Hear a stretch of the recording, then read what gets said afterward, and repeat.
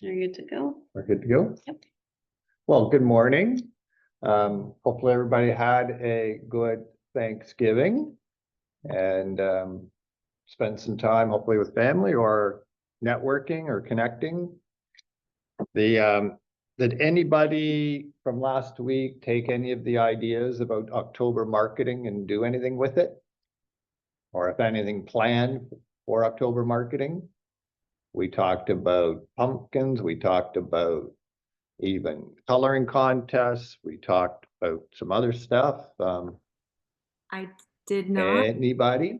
but it inspired me for Christmas because I felt like I didn't have anything planned for until you guys mentioned it last week for Thanksgiving or fall time, but it got me having the gears turning about Christmas and adding to the things I normally do and kind of preparing that and like actually making a plan. So that was really good. Good, okay.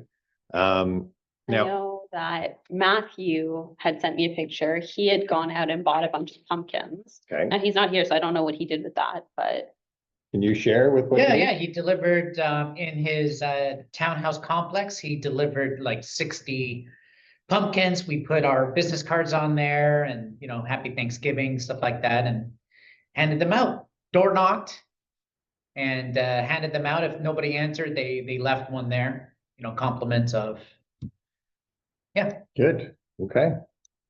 Again, great. You always have to look for those. How do you connect with people without just going, are you interested in buying and selling? Yeah. Right? It's all about building those relationships. And one of the biggest things to remember is what you do between now and the end of this year is going to determine how your January, February, March, April deals are going to look. So if you decide that you're done for the year, then unfortunately understand that when you're looking at your transaction pipeline in January, February, March, April, and you're going, I don't know why I don't have any deals, look back 90 days. Okay? It's a 90-day cycle. You start working hard today, 90 days from now, you will see some activity in transactions. So lots of agents will start to slow down now and they'll go, well, the market's slow. You know, people are starting to think about waiting till next year. Well, you have to have those conversations. You have to be out there because businesses do not just close up unless they're really seasonal. But we're not a seasonal business. So you have to be out there communicating, meeting with people, letting them know, does everybody know you're in real estate? I was at the bank yesterday, and simple question. Hey, Scott, what's the market doing? What's your answer? Are you ready for it? First of all, does the person that wherever you go to do your banking and do all your different things you do they know you're in real estate? Got to make sure. I literally have two people at the bank that I do my annual RSP stuff, and I was moving some money around, and long time, like she's never asked me a question in 20 years that I've been doing banking here. The financial person I deal with said, Scott, like, should we look at selling my parents' place now, or, you know, should we wait till next spring? In 20 years, she's never asked me a question, but she knows I'm in real estate. Are you communicating with people enough that they feel comfortable enough to ask you that question? What's going on in real estate? Okay? Because if you're not, then the messaging that you're putting out is not inviting that open conversation. So really be cautious of how you present yourself.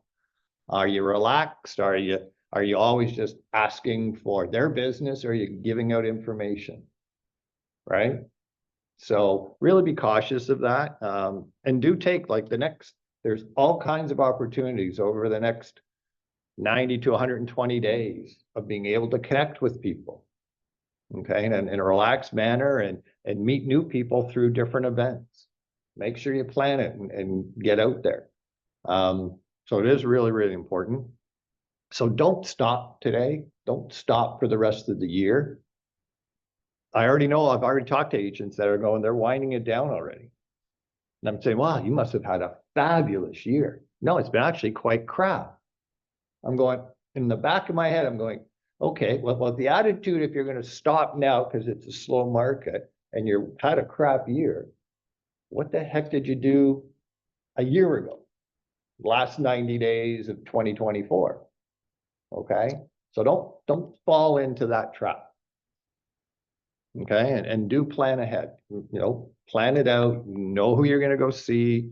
You know, know what you're going to drop off. Send out however you're going to do it. You got to do it though. Okay. What about the marketplace? What are you seeing?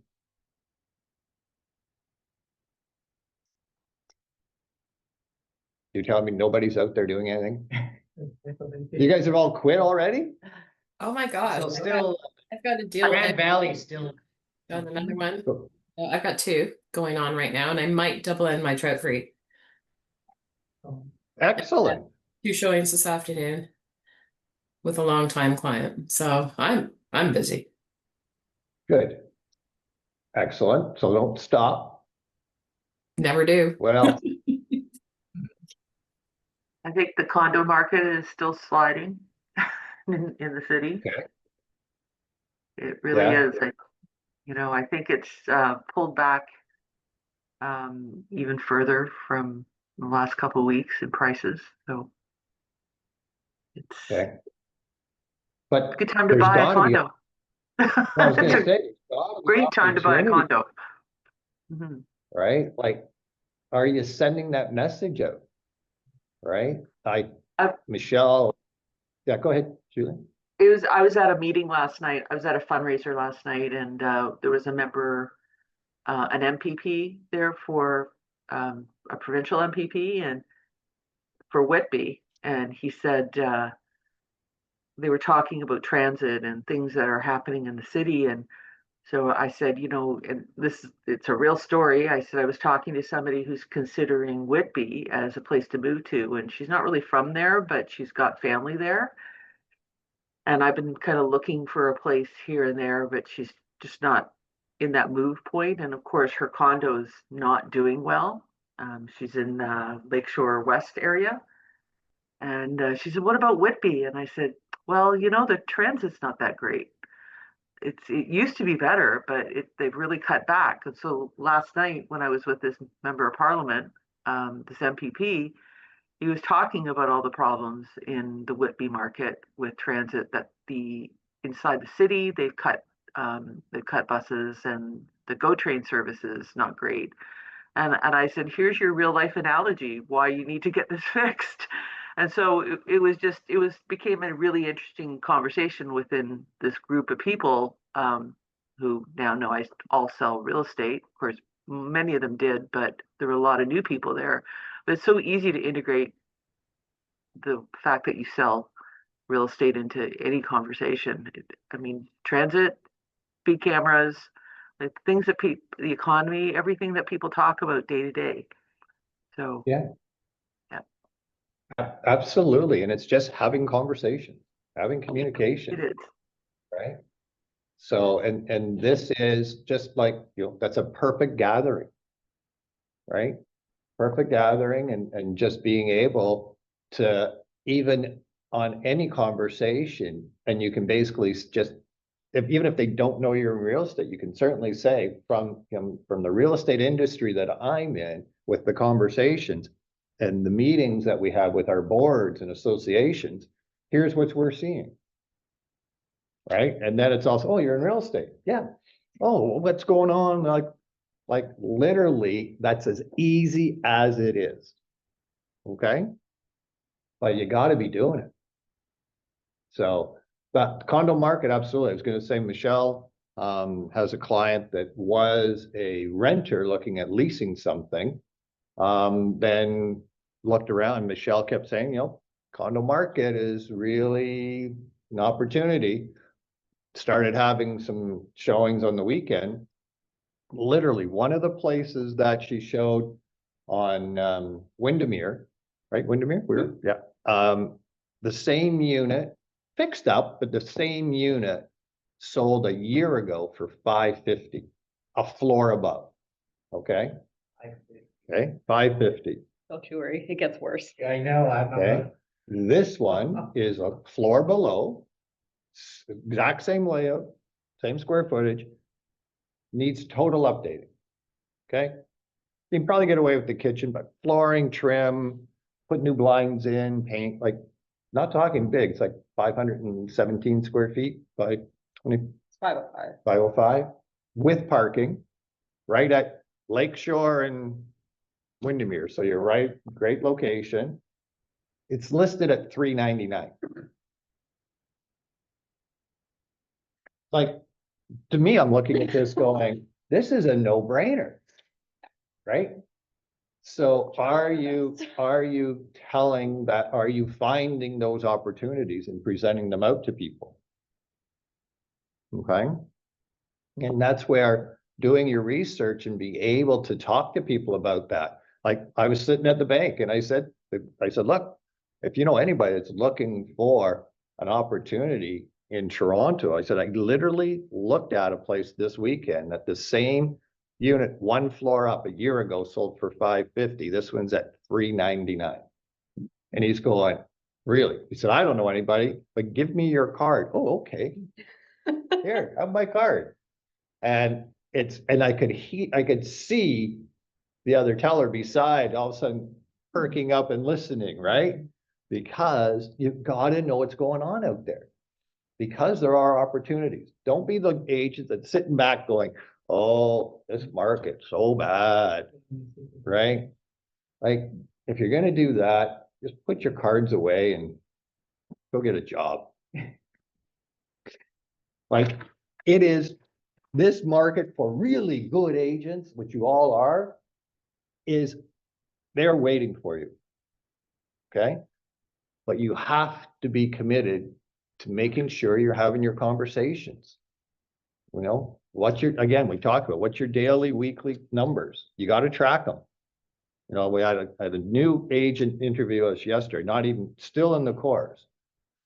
Second time coming through, and he says, I got one more question. He said, what do the top agents consistently do different than most of the agents? How would you answer that? We talk to people. Yeah? Yeah, how often?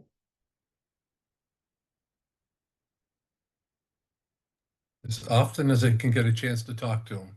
Every week if I have to. Yeah. So, and I said it's the consistency of making and tracking their numbers on how many people they're talking to about buying and selling real estate. It's as simple as that. I would also add, they show up and participate. Always increase their learning, continuous learning activities. Yeah. They're building their network. Yeah. They're adding to the database. They're showing up for work consistently. They know their numbers. They know what they have to do. And whereas majority of the realtors who are on RECO will do business when it comes to them. They do not set a plan to work and be in the business. That's the difference. There's no magic to it. So, you know, which side do you want to be on? Okay. And all of you you have those skills and you do them. Sometimes we all slide off, right? So that's why this last period of time between now and the end of the year, don't stop. Okay. There is business there. There are people out there.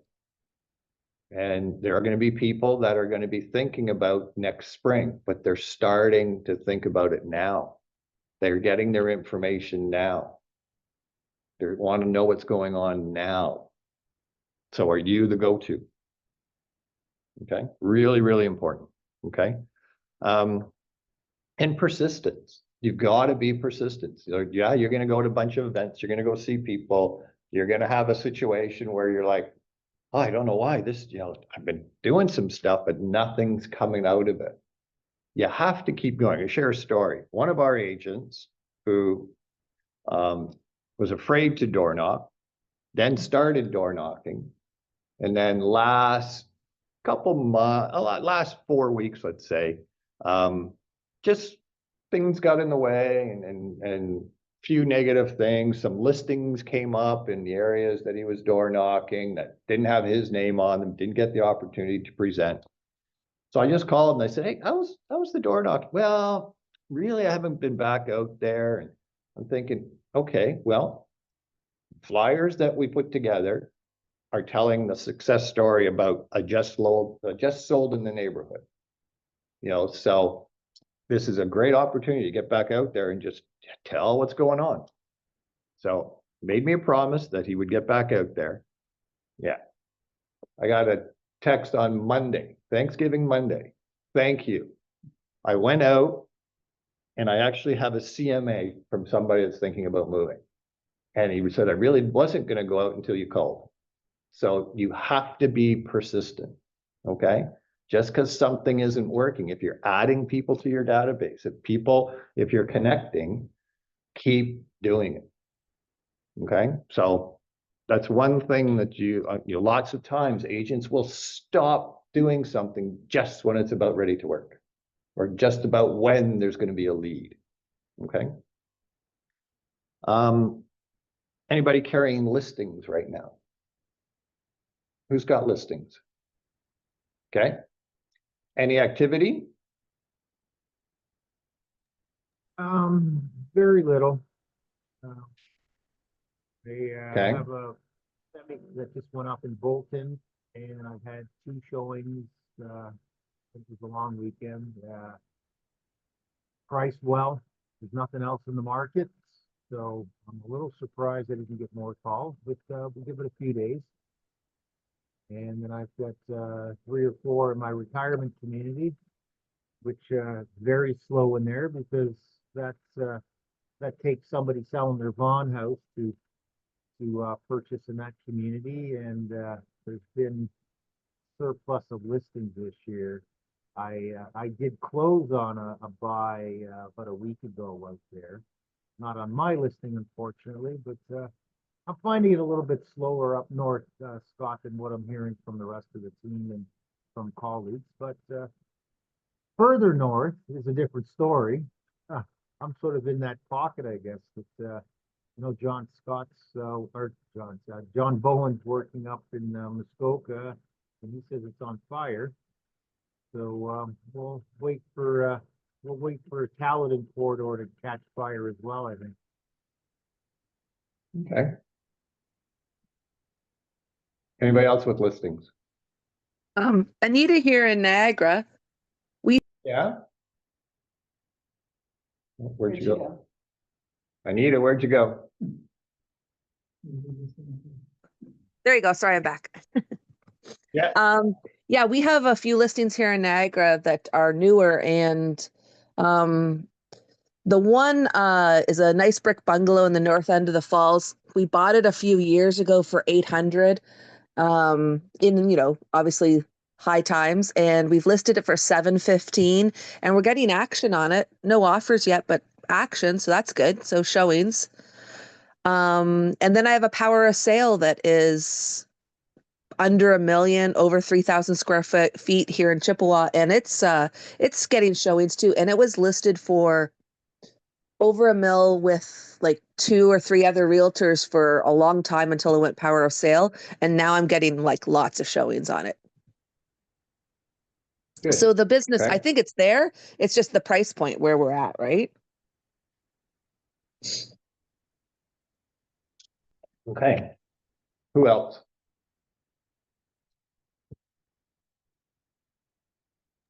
All right. Well, you heard me talk about Hunter. Oh, Hunter, sorry, go ahead.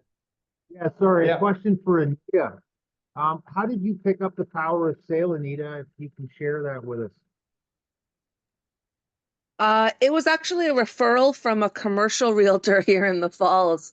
I guess that they've worked with this lending group for a while, and he referred them to me because for the residential side, because he does mostly commercial.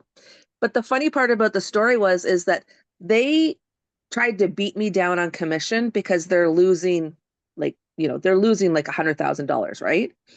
And I'm like, no, it's this is what we do. This is how I work. I don't discount my product, right? And they probably for 3 weeks went back and forth with me, and I just kept saying no. And then finally they're like, okay, we're ready to sign the papers. I'm like, at what percentage? And they tell me, and I'm like, okay, then we're all good, right?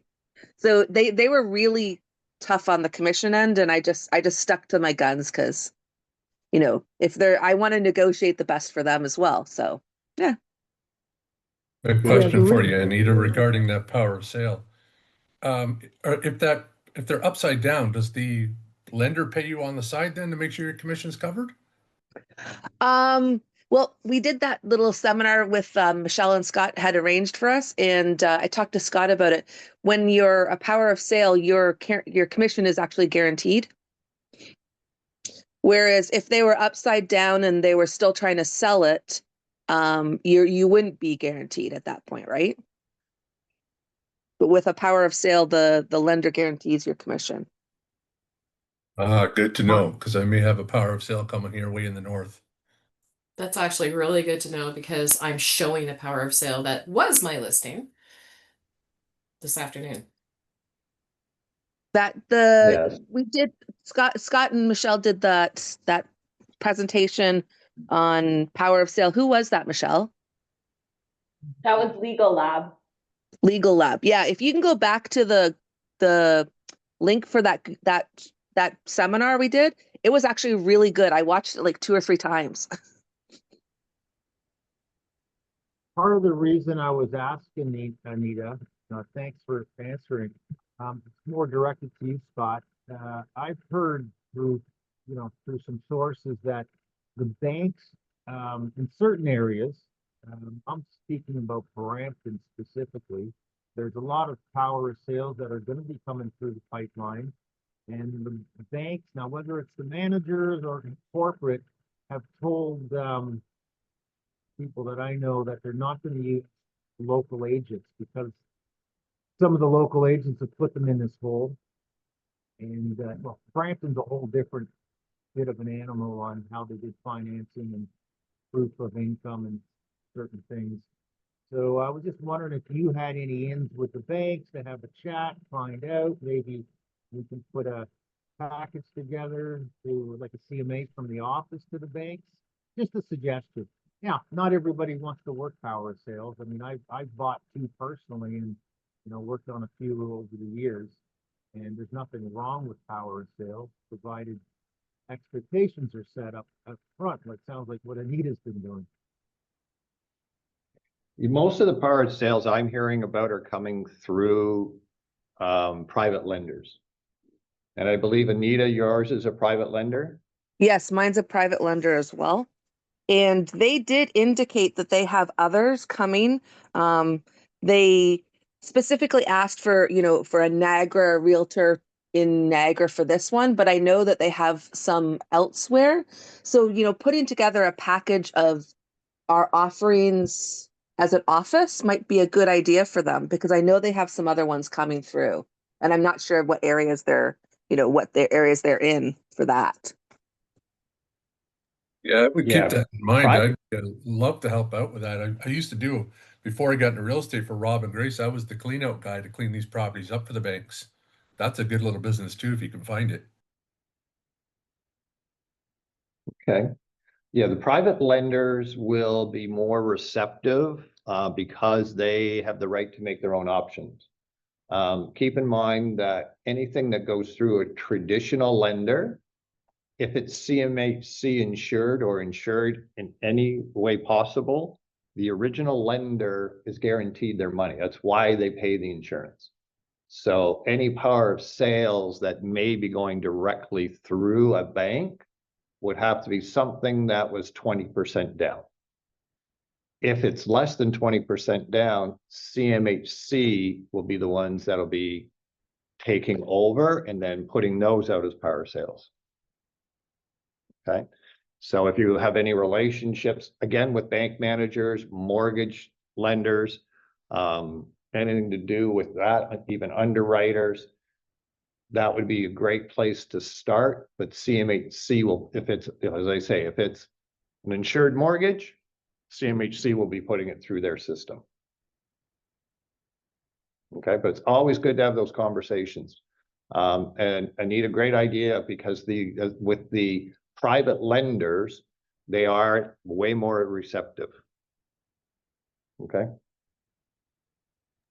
I also think they're looking for aggressive people too, right? They want maybe, and so, going to them with a proposal is always a great option when it comes to that stuff, because Yeah. they're, how, they'd rather just, press a button than have to go out and beat people down, I think. Do you want to see if they'd be receptive to a proposal? Absolutely, absolutely. I'll reach out to them and just ask what their feeling is, and because we've had a great conversation so far, and they're, I think I'm, meeting their expectations as far as communication goes. So I think they're happy with that. So I'll reach out and see what they say. Because we have multiple offices, multiple representation of many different areas in Ontario. So, Yep. if they're interested in, hearing more on how we can support them, if they have any other opportunities for listings in Ontario, then we could certainly present that to them.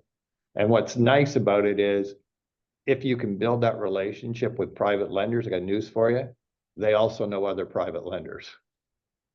It's amazing how the private investors cross paths. Yeah, absolutely. I'll look into that. Okay, thank you.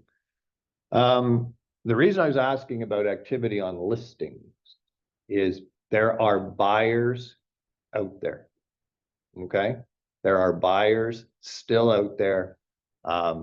Majority of them are sitting on the fence because they're all waiting for the next price adjustment.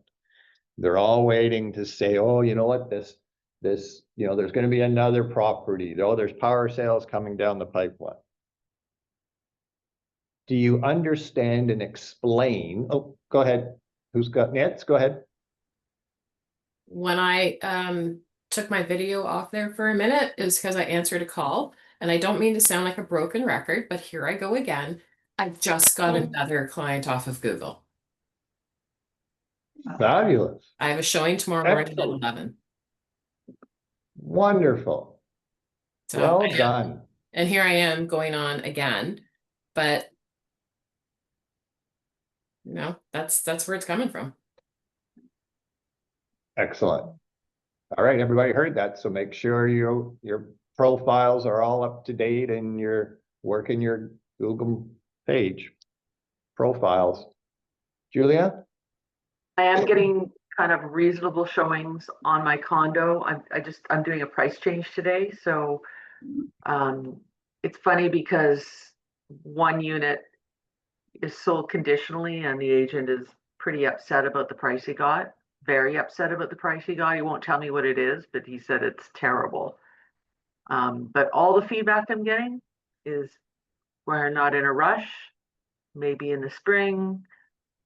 The agents that were really communicating with me have gone completely dark, don't return my calls. I think they're waiting for this one sale to post. So buyers are really sitting on the fence, just waiting for the best deal. And so are you explaining the psyche of what's going on between the buyers and the agents in this marketplace to your sellers? 100%. I mean, you have to tell them something, and this is the truth. Because feedback, sometimes you have to weed through feedback because you can kind of tell when people are teeing you up for something, Right. for something different. But the feedback on my unit is it's just superior looking, and with the upgrades that were done, but And we like your unit, but the other one is, you know, we may need to do some work, but they're more motivated. And when people are putting motivated seller in the broker notes, I don't know how you argue with that. Yeah. Mhm. No, exactly. So let me tell you a little story. You all know that I listed that little cottage cabin in Thornburg and put it on. I sat down with the family, went through it, and I said, look, value is probably today, low side 450. We might get 490. I wouldn't list any higher than 500. But daughter came back and said, Mom and Dad just, you know, they want to try 550 just because, you know, said, all right, you know what? There's not a lot around. There was a few other sales. So let's do it at 550, went through everything, had activity right away, had 3 agents literally within the first 4 days go, where did you come up with this price? It just doesn't seem to be, you know, in line based on this other bungalow selling, that bungalow selling. And I'm going, well, hey, I appreciate that. Put something on paper. 3 of them came back and said, well, my clients were just going to watch and see what happens. And, you know, I said, well, tell me the range you're thinking. We're at 550. They're saying, well, you know, maybe 450, 475. I said, look, I can't answer for the sellers. Put it on paper. And 3 of them, all of them. Okay, keep me informed. Let me know what's going on. I said, just put something on paper. They don't. So I have a sit down with my client. So the client's my daughter, and we go to meet her parents again. And keeping in mind that, so the daughter, her partner is a really good friend of mine. So he came along as well.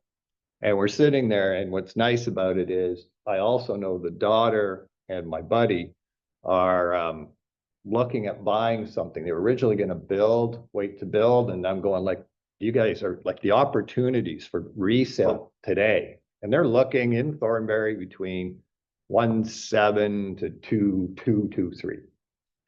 But they're not going to do anything until we take care of Mom and Dad's places. And I said, well, yeah, let's have a sit down. I said, first of all, you have to understand, we have 3 agents that are telling me they have buyers that have been through the property and are interested, right? They're interested. And they're going, and it's the mom, but the mom was really cute. She says, well, why don't they just put something on paper? I know our price is high. I said, well, I want to talk to you a little bit about the psyche of the buyer and the agents today. And I all of a sudden saw my buddy beside me. He goes, the what?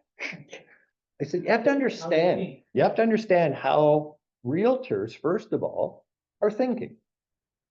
Majority of the realtors right now who are in the industry have been in the business less than 15 years. Okay. If you look at the marketplace in the last 15 years, what's the biggest thing that you saw advertised from a sale? Sold over asking, right? Sold for 98% of asking. Who sees all that? All the agents, the consumers. So when they see a listing price come up, their psyche is, okay, well, let's look at this. They're asking 550. So if it's within 2 to 5% of the asking price, then they're looking for this number. Oh, I'm not going to pay that. And no offense, most of the agents, that's how they tell that to their clients. Instead of saying, look, based on the evaluation I've done as their buyer's agent, here's where I feel the price is. Let's put an offer together, and I'm going to present my evaluation to the other agent, listing agent, and the sellers, and see if we can come to some term. No agents are doing that. The buyers, the agents are all looking at your list price and going, oh, well, they must want within this range of their asking price. That is why you were seeing so many people sitting on the fence, because the agents are sitting there going, Well, you know what, if they want this, no, it's not worth that because look what this one sold for. So at the end of this hour and a half conversation with this family, I said, look, you want your house sold before the snow flies? Yes. Here's what we have to do. We have to get inside the head of the buyers and the buyer's agents. So we have to basically sell the place 3 times. We got to sell it first to the agents, so they get excited about it. And they decide on telling their clients that, hey, this is really good value now. We should be doing something. Gotta get inside the buyer's head to feel like they're gonna miss out on something, right? How are you doing that? So we canceled the listing. I said, here's mine. We're gonna cancel the listing. We're gonna list it at $499.9. Don't be surprised we get an offer at $450. I said, that's sale number 1. Step number 1 is to get an offer for $450. Step number 2 is I'm going to push that agent. I'm going to push that price as far as I can. Nothing says you have to accept anything. But I'm pretty well sure we're going to get at least 1. And we might get 2 offers. Once we get 2 offers, then we're going to be in a position where we're going to get real close to this number. Because I believe this is where the value is. Canceled the listing. Brought it out at $499 within 6 hours. An offer's registered. Okay. Then they gave me 6 hours irrevocable. Oh. I registered it on Saturday at 11. The listing came out Saturday morning, right? Real early Saturday morning. Yeah. People to cancel and relist. Registered the offer at 11, gave me an irrevocable till 5 p.m. Oh. Okay? And came in at $450. I communicated with the agent. Hey, thanks so much for the offer. Here's the scenario. I'm dealing with the daughter. You know, parents are in their mid 80s, so it's going to take a bit of time. I registered that offer.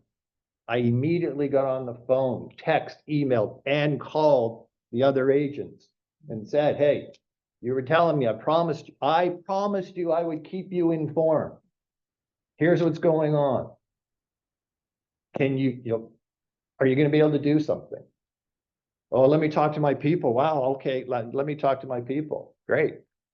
Went back and forth, and I got right up to 3:30. And I'm thinking, okay, and I already talked to the sellers and said, look, you know what? They got back to me like at 1 o'clock. It said, Scott, yeah, we're not, and my suggestion was, look, this is stage 1. Let's just sign this one back to $495.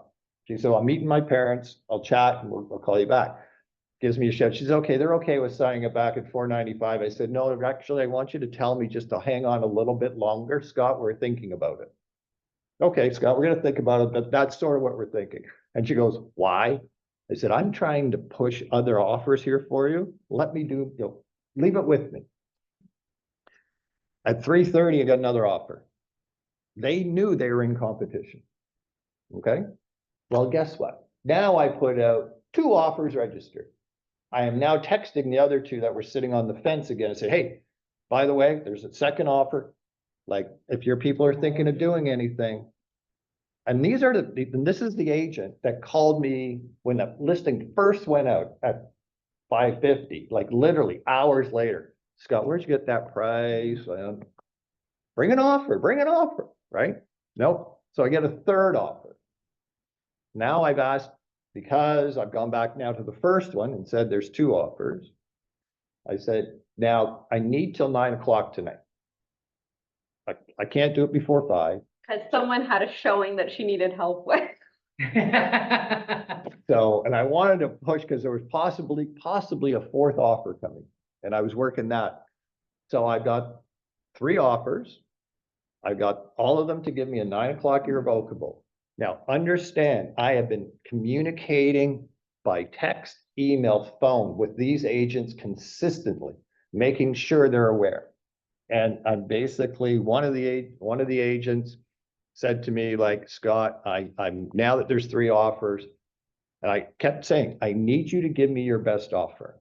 Well, they said, well, what about, would there be another opportunity? I said, in all fairness, I've already talked to the daughter.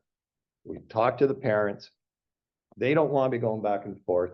They are literally, what we're going to do is we are going to look at the offers and pick the best one.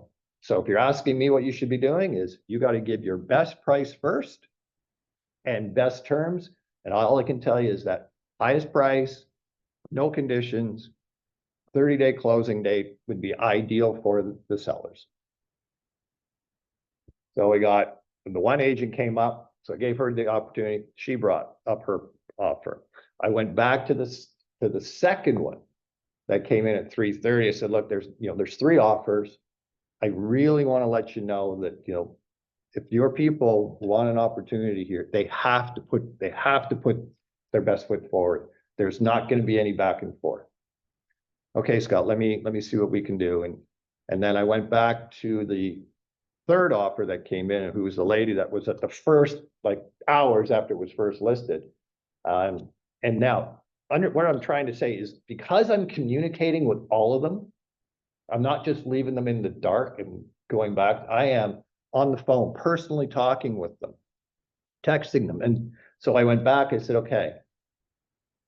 I went back to both of them and I got one said, Scott, that's the final, that's the best we're going to do. And so I went back to the second one. And I said, look, there's 3 offers. 2 of them are really, really close. And they're really, really close. I said, so, but there's not going to be a back and forth. I just want to make sure you are aware and your people are aware. They put their best foot forward, because the 2 that are close, you're one of them. So I'm just giving you the heads up, do the best you can. I'll call you back in 15 minutes. And I said, great. We are literally now on the showing. And I got a text just as I said, okay, thanks. She said, okay, Scott, I just sent you another revised offer. Please let me know. And I basically looked at the offer and I just said, look, I can't tell you or let you know anything, but I said, what the adjustments you just made were a good decision that you did. Okay, listed it for 550. 3 agents sitting on the fence. None of them put an offer in. Reduce it to 499. 3 offers come in. It is being sold in as is where is. Sold for 525. If somebody would have individually put the offer in at 450, they probably would have been able to buy it for 490. People are sitting on the fence because their psyche is looking at the number and going, oh, now if that's what they want. So price is really important. The same agent that brought in the third offer, who saw it in the first 10 minutes, she said, this is driving me nuts. She said, this is the 3rd place this month I've lost out on with different buyers on different price ranges because my friggin' buyers wouldn't get off the fence. And then when all of a sudden there's a price change, they ended up losing out to multiple offers. So if you are handling listings, okay, price is really, really important, but you've got to explain to the sellers, like, this is what's happening. So you've got to be able to communicate with the agents that are showing and say, look, just start the process. Right? Yeah. But majority of the agents and the buyers are sitting back because in their minds, they're looking at the listing price going, well, they must want close to that. So Julia, your comment on where you're seeing now sellers motivated in the broker remarks, we're seeing more and more of that. Okay. So so the moral of the story is, if you're representing buyers, do your own evaluation, go to your buyers and say, look, based on the evaluations, here's the number. Don't be afraid to put the offer in and get the process started. It's always going to come down to 2 things: price, possession. That's it. Okay. Don't be like the rest sitting back. Anyways, so that's the story on that one. So the moral of the story here, the buyers could have gotten that cottage for 480, 490 if they would have put in the offer right away with a 30-day closing, and there was a high chance that would have been accepted. But because they were on the fence, 525. So Well, that's the moral of the story on this one. don't be afraid to represent your buyers. Yes. Well, that's how I won St. Catharines, the house there. It was listed at a higher price. I did my research, realized, you know, based on what they did to that home and my clients with a 30-day closing, I know we have a strong offer. And I submitted the offer. Of course, 2 more came in out of the blue, and that really got me angry. But the agent did reveal to me that even though our price was lower, because of that 30-day closing, her clients really liked it and said, yes, let's give it to this person, because the other 2 wanted a 90-day closing, and they're like, oh, we don't want 90-day. So Yeah, you just got to start the process. Nance, I know you had your hand up there while I was ranting, so sorry. Nice rant, by the way. That was lovely. I was just wondering, this applies to you, John, and Elroy. How do you folks handle static when people are like, you're a city agent, you shouldn't be selling up here, you shouldn't be selling in this area? Because, I mean, if you're selling in Thornbury, are you getting any static about that? No, Really? Wow. yeah, Elroy? yeah, because I have a place there, right? Well, I know you do. I'm aware of that, but I don't think that the local agents would necessarily know that unless they creeped you. Well, even when the agent was asking, like right away, she said, well, Scott, where'd you come up with your price? And I said, well, you saw the one that sold over there, right? And I said, the other one sold over there. I do a very in-depth analysis for anybody that you've seen me do my pricing. I know everything about the properties that have sold. I know everything about the properties that are available. So my knowledge is probably better than most of the local agents. So, and I'm confident enough when the agent asked me, she says, oh yeah, she said, well, that one sold for 580. I know it sold for 580. It's a smaller lot. It's on the other side of Highway 26. Try and find a property, even just a lot without this little cabin on it, north of 26, between 26 and the water. And she says, we're not going to find anything. I said, I know. That's where our price came from. So you have to be confident in the information.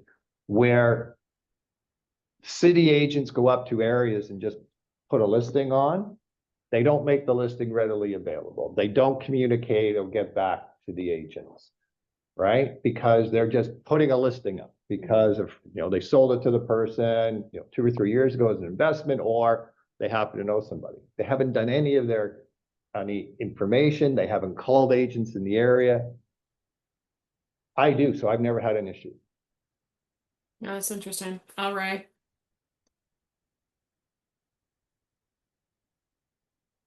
No? Nothing? What? I was just wondering because that was something that I really struggled with for the first couple of years that I was back here. That the agents are telling you you're a city agent? Oh yeah. Oh yeah. I was like totally blacklisted. Like bully. Well, and sure, that's going to happen, but look what you've done.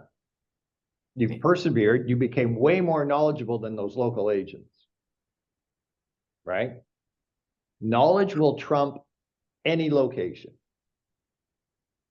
I'm just going to, you guys heard me, okay? Knowledge will trump any location. I can go into any community and I can pretty well present to any seller value on their property because I do all my research. I look at properties. I connect with agents up there and say, this is what's going on. And I do always respond to inquiries from local agents. If you are trading outside your area, the way you're going to really piss off agents is by not responding. I will tell you every showing, okay? Every showing that I had on this house in Thornbury from local agents, They all responded to my auto feedback. Every one of them. And I responded back immediately, said, thank you so much, appreciate your feedback. Let me get, let's have a quick chat, and I'll explain to you, answer your questions. Okay, easiest way to stop being an outsider is communicate. That's it. I reached out to an agent in Creemore, just for a lease, which I was just going to let him do. Still haven't heard from him. 4 days, 2 messages. Yeah, Don't get any feedback here. right. Yeah, same here. I was dealing with a buyer, representing a buyer, and the seller's agent. I have no clue. Never responded to any text, emails, phone calls, voicemails, nothing. I even called the brokerage because I was so frustrated, because I'm like, I need an answer on this. I called the brokerage. The broker record wasn't there, but I'm like, I'll leave a message. No phone call either from the broker record. I was this close to getting Scott to call, because I'm like, this is ridiculous. This is over the top now. 100%, Herbert. It's like the trains, planes, and automobiles of getting a hold of people. It's, Yeah. you got to try Communication. every method possible. Crazy. I even said to the guy, listen, if you're working full time and you can only respond in the evening, no problem. Just let me know, so that way at least I can report back to my buyers and say, hey, after 6 p.m. we'll get more responses. Nothing. Unfortunately, Okay, there's so- a lot of people out there that don't respect our time. Right. Well, I guess the other question is, when you're showing houses, do you respond? Do you give your Absolutely. feedback? Absolutely. Good. 100%. 100%. Yep. Okay. Every I single get one. surprised when they're like, oh, thank you for responding so quickly. Oh, that's my job. I got a realtor.ca reach out the other day. I responded right away, and she came back. Wow, thanks for responding so quickly when I texted her. I even take it one step further. The agent that I'm dealing with regarding a buy or sell, I actually thank them at the end when the transaction is done. I say, hey, I just wanted to let you know you were fantastic. Thank you so much for the quick communication, all of that. You were wonderful. Thank you. And they're like, holy smokes, thank you. Like, they weren't expecting that email. So Okay, and then did you ask for your Google review? yeah, I always ask for that. Didn't Yes. say that. Some do. Yeah. Some of them don't care. They're like, nah, I don't have a Google review. I don't care. I'm like, Yeah. all right, well, Yeah. leave one for me, please. So.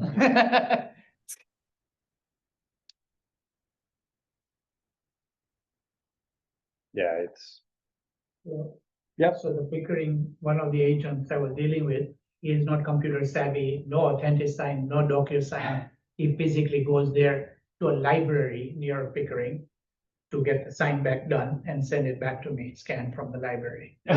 wow. And he's been 30+ years in real estate. I understand I'm in the same boat, like we are the same age too, so I was surprised, like, and then my offer was registered to his property. And they went, you would get an automated email saying there's an offer registered, nothing. So I even told my client that's even better for us, because all other agents who've showed it, they don't know there's an offer on it, which helps us, no competition, No competition. right? Because Yeah. it's his error, like if he doesn't do it. Communication, Is- yeah, like, and the other thing too is keeping your sellers informed, right, of what's going on. Is because I was every step of the way, I let them know what was going on. Like that, right down to, hey, I'm just giving you feedback. Feedback is I talked to the agents, they're telling me 450. And so by doing that and letting them have time to think about it, and rather than showing up and bombarding them with, oh, yeah, by the way, we had showings last week, here's the, no, it's right after. It's like, hey, just let you know, here's what's going on. And so, as I said, I've been dealing with the daughter. So Amanda basically said, look, Scott, I got to tell you, I have dealt with other realtors, and the biggest thing that pisses me off is the fact they are crappy with communication. She said, it is so nice to have somebody that is so relevant right away, getting back to us, letting us know what's going on, good or bad news, being able to help us understand the marketplace. Oh, by the way, Dad has another property around the corner. We're going to be selling that one. And then I told Dan and I are thinking about, instead of building, we're going to buy. And she says, you know what, my house in the beaches, maybe time to sell that next spring. And she's had other agents before me. Okay, so communicate, communicate, communicate.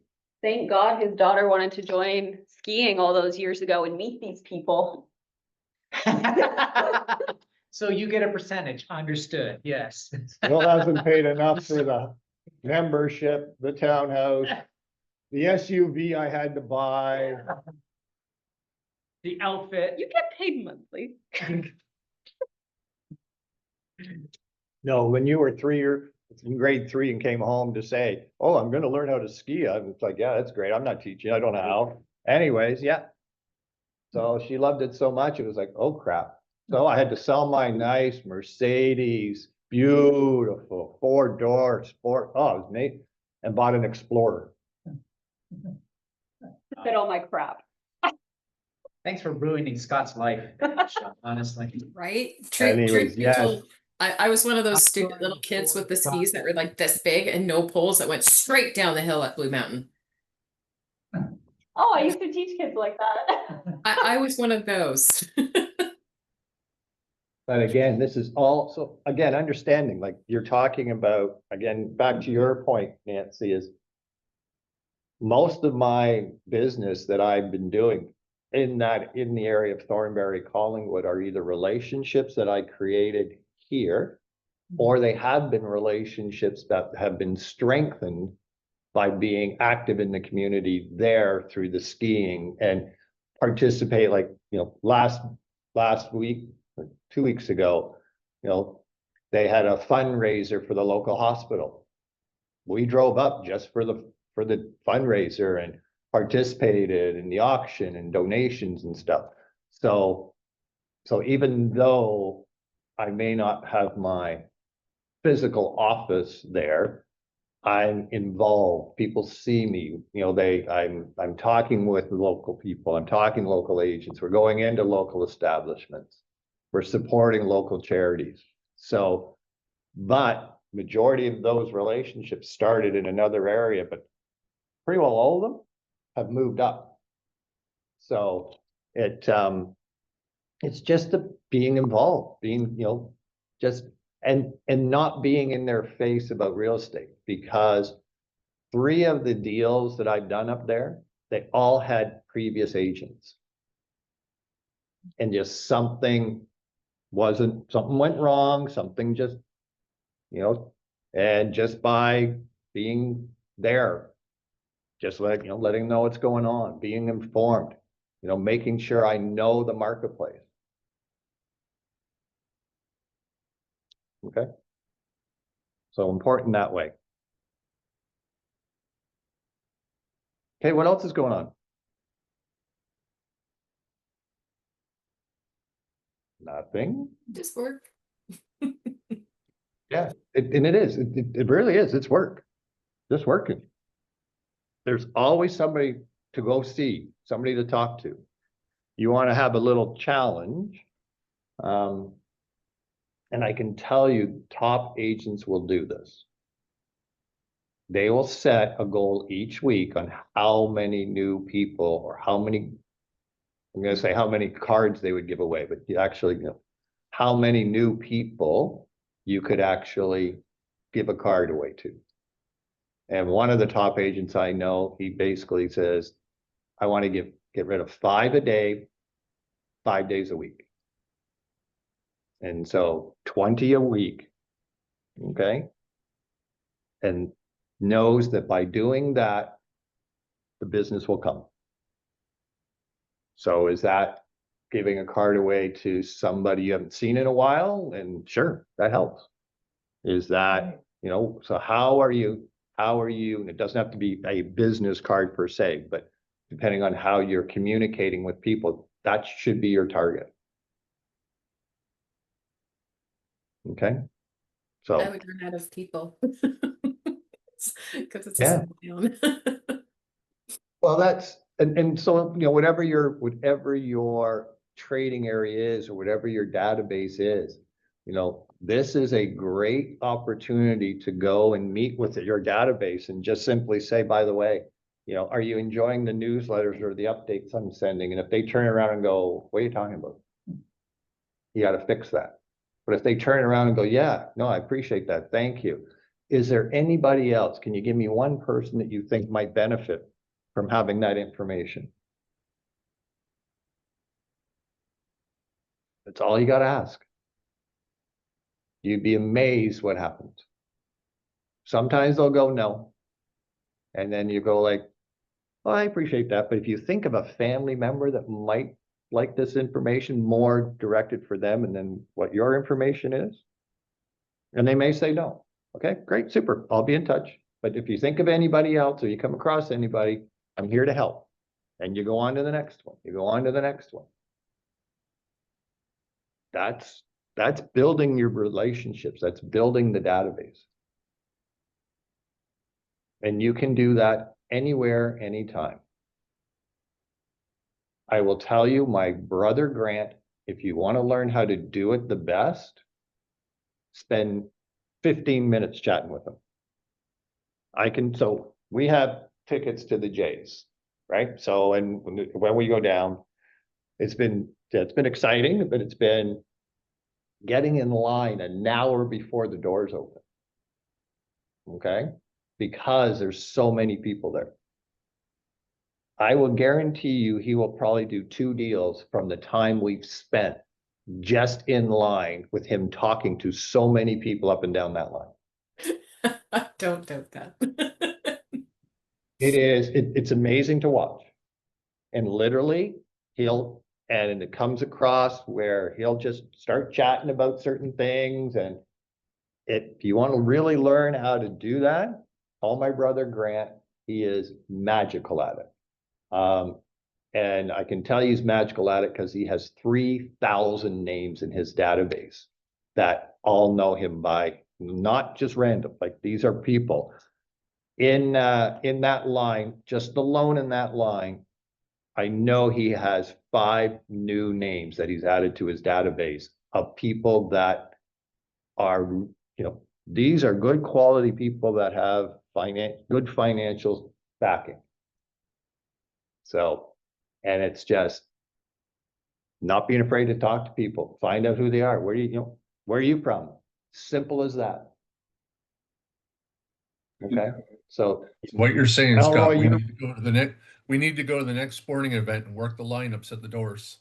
No more of this door That's knocking. it. We're going to the sporting events. Yeah, Wear your that's- jersey and go your hats. Here we go.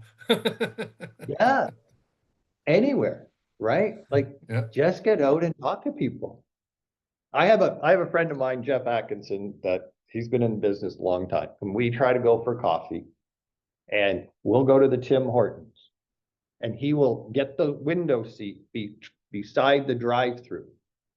And the drive-through is really busy, but he says, we always got to take that window seat. Him and I are chatting.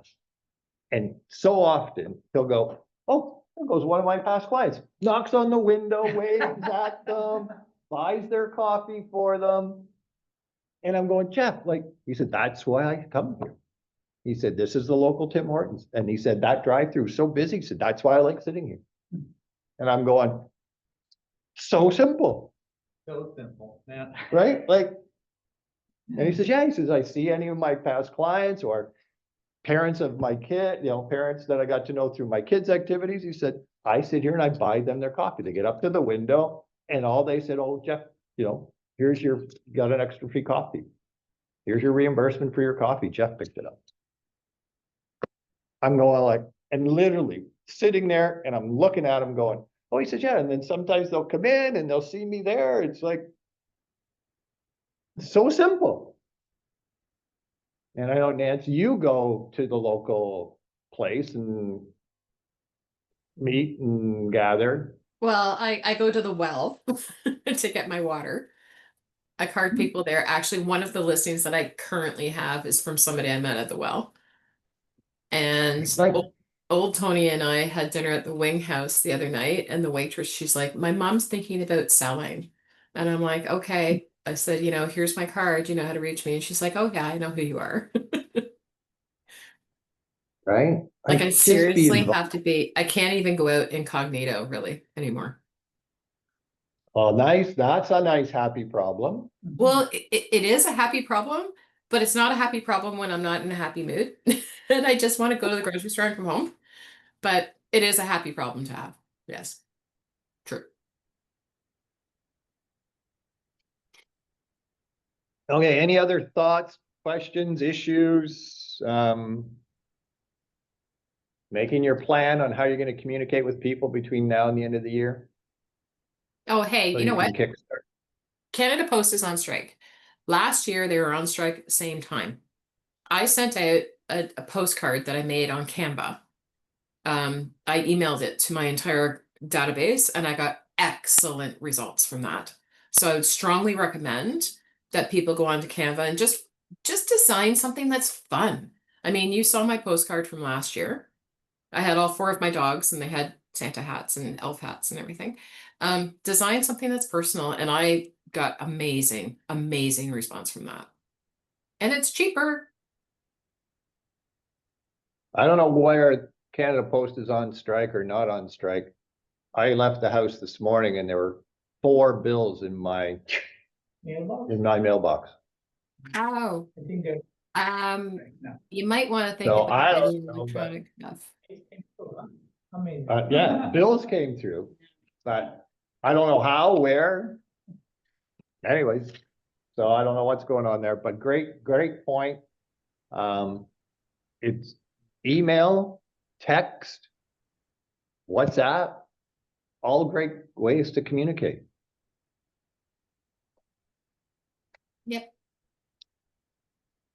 Okay. Anything else before any other stuff? No? Okay. Biggest points are get out there, be active. There's lots of opportunity, October, November, December, to communicate with people. Don't be afraid to talk to them. Get involved in conversations. Be yourself. Business is there. Okay. I am not here next week. Okay. I'm away from the 20th to the 28th. Decided I've never had a Guinness, so the best place to have one is in Ireland. So there are, my niece is turning 40 and she's celebrating in Ireland. So there's 14 of us going. So I will not be here next week. I will still be here. And starting Tuesday, October 21st, we are starting our social media power hours at 10 a.m. So Tuesdays at 10 a.m. for 6 weeks. The first session is going to be all about Instagram and Facebook. There's been some updates and changes on how posts are made, how posts are shared, how people view profiles, stuff like that. So we're going to be talking all about that. The week after that is going to be making video content. So whether you use Instagram, Facebook, TikTok, whatever, we're just going to learn how to use those apps and ideas on how to make video content. The week after that is going to be creating newsletters in Canva, actually.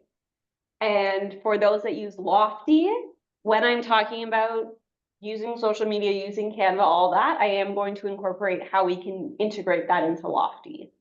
Yes, Nancy. I spoke with Mia this morning. I'm hoping that she can host one of those meetings.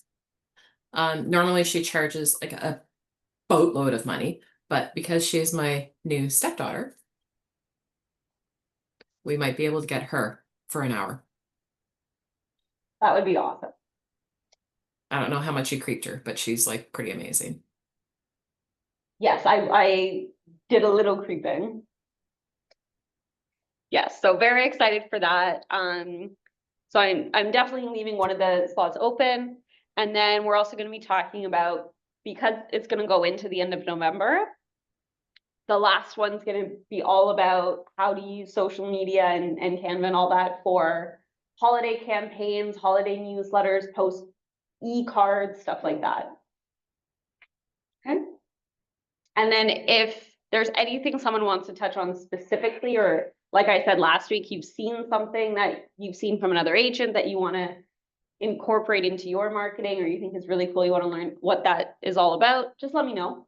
I'm happy to add it to these sessions. This is all about social media marketing and using the tools that I know that are easy and free. That's all from me. Okay. Yep. All right. Well, good session, everybody. Thanks for your input and always appreciate it.